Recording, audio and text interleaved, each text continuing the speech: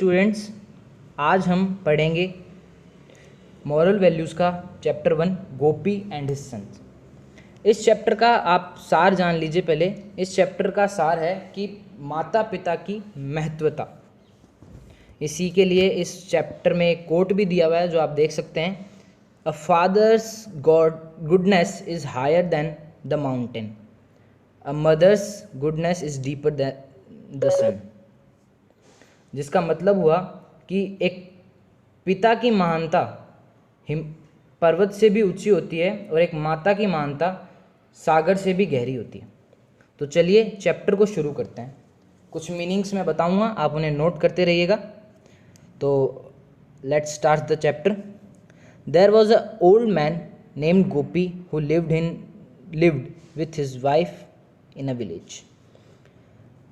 एक बूढ़ा आदमी गोपी जो अपनी पत्नी के साथ अपने गांव में रहता था।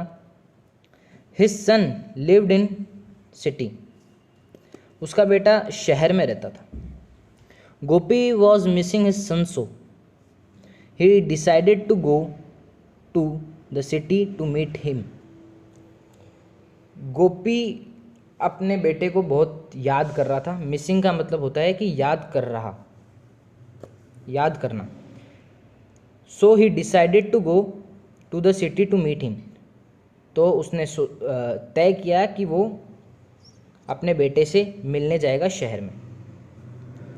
ही was very excited to see his son but unfortunately someone else open the door. तो एक्साइटेड का मतलब यहाँ पे आप नोट करिए कि वो बहुत ही ज़्यादा खुश था। तो इसका पूरी लाइन का मतलब ये है कि वह बहुत ही ज़्यादा खुश था अपने बेटे को मिलने के लिए, बट दुर्भाग्य से, अनफॉर्चुनेटली नोट करिए, दुर्भाग्य से किसी और ने दरवाज़ा खोला। Gopi asked about his son and got to know that his son has shifted from the house and now is staying at a different location. Gopi ने अपने बेटे के बारे में पूछा और उसे पता चला कि उसका बेटा कहीं दूसरे स्थान पर रहने लगा है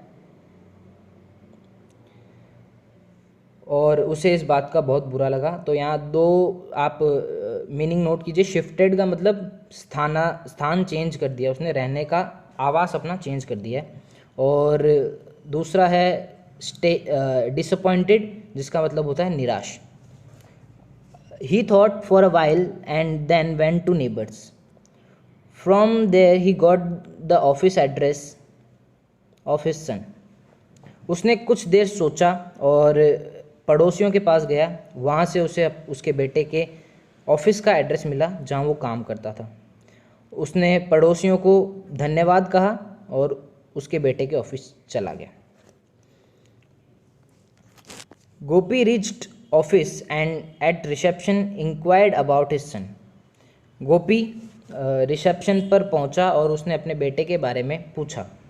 द रिसेप्शनिस्ट, यहाँ नोट कीजिए, रिसेप्शनिस्ट होती है स्वागतकर्ता जो आपको सारी इन्फॉर्मेशन देती है। The receptionist called his son and told him about the visit of his father. Receptionist ने उसके बेटे को बताया और कि उसके पापा उससे मिलने आए। The son was very happy about his father's arrival and immediately asked receptionist to send him in his cabin. यहाँ नोट कीजिए, एक तो अराइवल का मतलब होता है आगमन और इमीडिएटली का मतलब तुरंत। तो मतलब सुनिए कि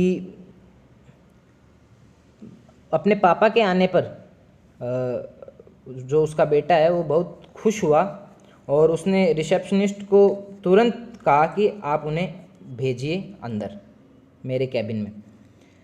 When Gopi entered in his cabin, his son's eyes were filled with tears to see his father in front of him. जब गोपी उसके कैबिन में, अपने बेटे के कैबिन में जाता है तो वो देखता है कि उसकी बेटे की आंखों में आंसू हैं। टीयर्स का मतलब होता है आंसू, मतलब वो अपने पिता को देखकर बड़ा ही इमोशनल हो गया था, भावुक हो गया था, इसलिए उसकी आंखों में आंसू आ गए थे। तो आगे, they had a simple conversation, यहाँ कन्वर्जेशन का मतलब होता है बातचीत, वार्तालाप।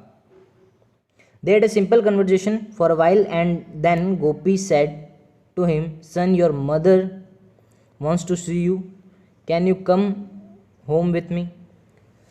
उनके बीच में कुछ मामूली सी वार्तालाप हुई और उसके बाद गोपी ने, उसके पिता ने उससे कहा कि बेटा, तुम्हारी माँ तुम्हें देखना चाहती है, क्या तुम मेरे साथ घर चलोगे। तब उसके बेटे ने रिप्लाई किया, the son replied, sorry dad, can't come now as I have loads of work and it would be hard to manage if I leave.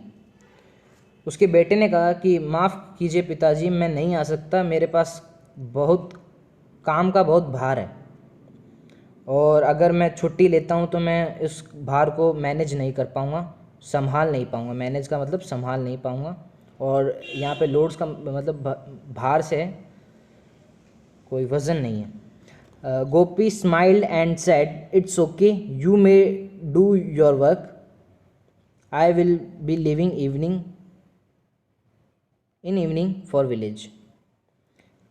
तब गोपी ने मुस्कुरा के कहा कि कोई बात नहीं बेटा, तुम अपना काम करो, मैं शाम तक गांव के लिए निकल जाऊंगा।